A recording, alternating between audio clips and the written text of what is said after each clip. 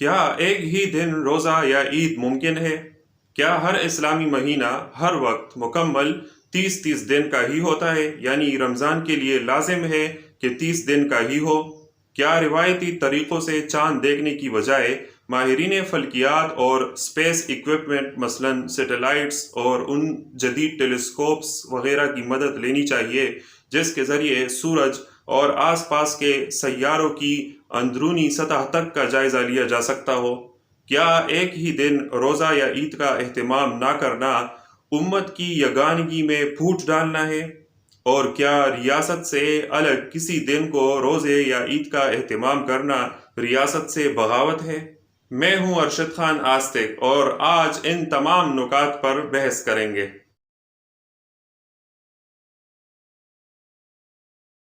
جناب من، پہلے تو یہ غلط فہمی دور کریں کہ ایک ہی دن پوری دنیا میں ایک جیسا چاند نمودار ہوتا ہے۔ چاند زمین کے ارد گرد مدار میں گردش کرتا ہے اور اپنی یہ گردش یہ لگ بھگ 30 دنوں جسے ایک مہینے کا عرصہ کہتے ہیں میں مکمل کرتا ہے۔ اس دوران مدار پر اس کے مختلف پوزیشنز پر نمودار ہونے کے دوران اس کی سطح اس حساب سے اس پر پڑنے والی سورج کی روشنی کو ریفلیکٹ کرتا ہے اور اس وجہ سے ہمیں گزرتے دنوں کے ساتھ چاند کے مختلف منازل یا شکلیں دیکھنے کو ملتی ہے، جس میں باریک ہلال کی تلوار جیسی شکل سے لے کر آدھے توے اور پھر 14ویں رات کو مکمل توے جیسی شکل تک کے منازل شامل ہے۔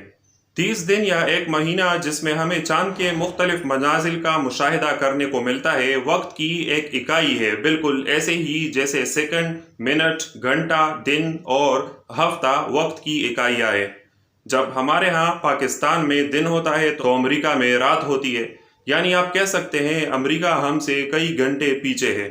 وقت کا یہ فرق دنیا کے تمام براعظموں میں موجود ہے، یعنی یہ عین ممکن ہے کہ اگر آپ کے ملک میں مہینے کا 2 تاریخ ہے اور صبح کے 7 بجے ہیں اور آپ نے کسی ایسے ملک کی فلائٹ پکڑی ہے جس کا وقت آپ کے ملک کے وقت سے گھنٹوں پیچھے ہے اور ابھی اس ملک میں شام کا وقت شروع ہونے کو ہے، تو اگر آپ چند گھنٹوں میں پہنچ جاتے ہیں اور ابھی اس ملک میں رات ہی ہے تو ادھر آپ کو مہینے کا 1 تاریخ دیکھنے کو ملے گا۔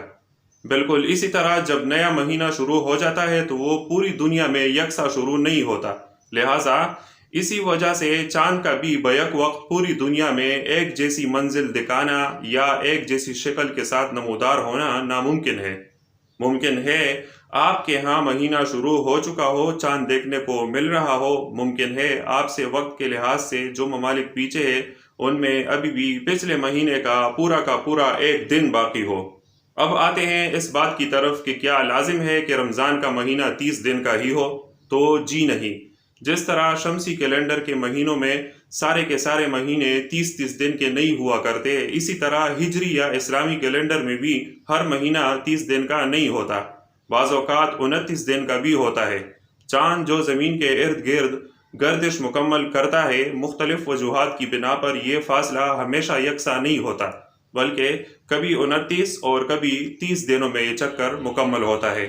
یوں قمری مہینوں میں سے بعض 29 دن جبکہ بعض 30 دن کا ہوتا ہے۔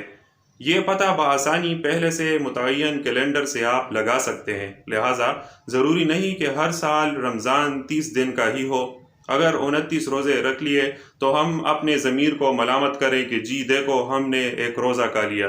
اب آتے ہیں اس سوال کی طرف جو 2-4 کالے انگریزی یا سائنسی حروف پڑھنے والے اٹھاتے ہیں کہ اجی کیا ضرورت ہے چھت پر چڑھ کر چاند دیکھنے کی؟ جدید دور ہے اب تو، ماہرین فلکیات اور اسپیس اکوپمنٹ یعنی سیٹلائٹس وغیرہ اور ان جدید ٹیلیسکوپس کا سہارا لیا کرے جن کے ذریعے سورج اور آس پاس کے سیاروں کی بھی اندرونی سطح تک کا جائزہ لیا جا سکتا ہو۔ تو عرض ہے کہ نارمل بنے، نارمل اوور ایکٹنگ کر کے سائیکو ہونے کا ثبوت نہ دے۔ اسلام میں روزے اور عید کے چاند کو ہر حال میں زبردستی 7 تہوں کے نیچے میں سے ہی نکالنا اور آنکھیں پھاڑ پھاڑ کر نکالنا اور اس کے ایکس رے تک نکالنا ضروری نہیں ہے۔ ایسے تو اگر چلیں تو چاند واقعتاً ہی تو غروب یا غائب نہیں ہوا کرتا، وہ تو اپنی جگہ پر ہی ہوتا ہے، فقط سورج کی روشنی ٹھیک سے نہ پڑ جانے کی وجہ سے نظروں سے اوجھل ہو جاتا ہے۔ باقی تو جیسے ذکر کیا کہ یہ زمین کے گرد اپنے مدار میں ہمہ وقت گردش میں رہتا ہے، آپ نے اگر اسے ڈیٹیکٹ کرنے کی ہی ٹھانی ہے تو ہر وقت آپ اس کی موجودگی کو ڈیٹیکٹ کر سکتے ہیں۔ موجود تو بہرحال چاند رہتا ہے۔ اسلام نے جو چاند دیکھنے کی شرط رکھی ہے وہ یہ ہے کہ عام طور پر بآسانی اور تھوڑی سی دقت پر کھلے عام نظر آئے۔ اگر مطلع شدید ابرآلود ہو، بارشیں اور بادل وغیرہ ہو یا دھند ہو اور دکھائی دینا ممکن نہ ہو تو صرف اسی صورت میں جو دستیاب کیلنڈر ہے اور گنتی ہے اس کے مطابق اندازے سے روزہ و عید کا اہتمام جائز ہے۔ البتہ افضل اور ہر حال میں بہتر یہی ہے کہ چاند دکھ جانے کے بعد روزہ یا عید کا اہتمام کیا جائے۔ صحیح بخاری میں حدیث نمبر 1900 ہے۔ حضرت عبداللہ ابن عمر رضی اللہ تعالیٰ عنہ سے روایت ہے، آن حضرت صلی اللہ علیہ وسلم کا ارشاد ہے کہ روزہ اس وقت تک نہ رکھو جب تک چاند نہ دیکھ لو، اور عید کے لیے افطار اس وقت تک نہ کرو جب تک چاند نہ دیکھ لو، اور اگر چاند تم پر مستور ہو جائے تو حساب لگا لو، یعنی حساب سے 30 دن پورے کر لو۔ اسی کی ایک دوسری روایت میں یہ الفاظ ہے، مہینہ یقینی 29 راتوں کا ہے، اس لیے روزہ اس وقت تک نہ رکھو جب تک رمضان کا چاند نہ دیکھ لو، پھر اگر تم پر چاند مستور ہو جائے تو شعبان کی تعداد 30 دن پورے کر کے رمضان سمجھو۔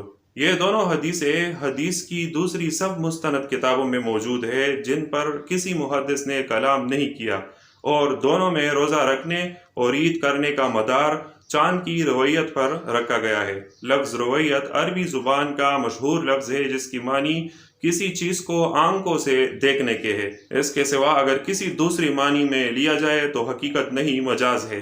اچھا، اب موسم بھی پوری دنیا میں ہر جگہ ایک جیسا نہیں رہتا، لہٰذا یہ بھی عین ممکن ہے کہ ایک جگہ رہنے والوں کو موسم صاف ہونے کی وجہ سے چاند نظر آئے جبکہ دوسری جگہ رہنے والوں کو نظر نہ آئے۔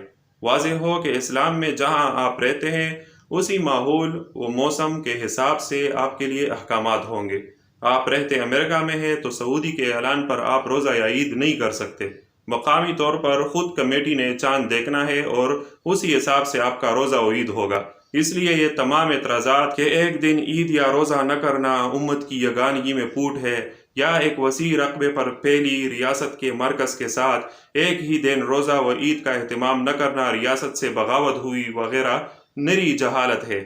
ہاں، اگر چھوٹی ریاست ہو جیسے مثلا قطر وغیرہ جو کہ پاکستان کے ایک نارمل سائز بلکہ قدرے چھوٹے شہر کے برابر ہے، تو اس کیس میں ملک میں کوئی مرکز کی طرف سے معین دن سے ہٹ کر کسی دن پر روزہ یا عید کا اہتمام کرے تو وہ قابل پرستش ہے۔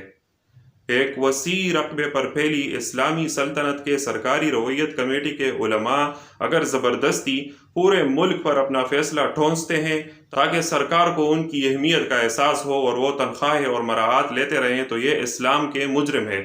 اسلام میں چاند دیکھنے کا جو نیچر ہے اس کے لیے قطعاً اس ہیوی اور اسپیشلائز مشینری کی ضرورت نہیں ہوتی جو یہ سرکاری کمیٹی والے علماء استعمال کرتے ہیں۔ تو لہٰذا یہ عین ممکن، عام فہم اور اسلامی لحاظ سے جائز ہے کہ مختلف علاقوں میں مختلف دنوں کو روزہ و عید ہو۔ واضح رہے کہ اگر آپ کی عید ہے اور آپ نے روزہ رکھ لیا تو جان لے کہ عید کے دن شیطان روزہ رکھتا ہے۔ اسی طرح اگر آپ نے ایک فرض روزہ کھا لیا تو آپ کو کفارے کے طور پر لگاتار 3 مہینے روزے رکھنے ہوں گے۔ اگر آپ نے آغاز میں شک و شبہ میں پڑھ کر ایک روزہ کھا لیا تو آخر میں آپ اس کی کمی یکم شوال کو روزہ سمجھ یا باور کرا کر اس دن روزہ رکھ کر پوری نہیں کر سکتے۔ کھا لیا تو بس کھا لیا۔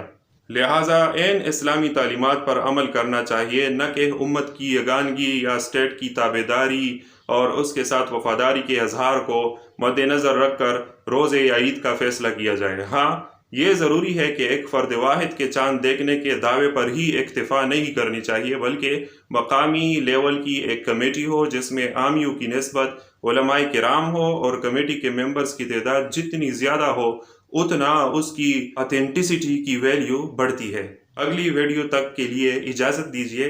اللہ حافظ۔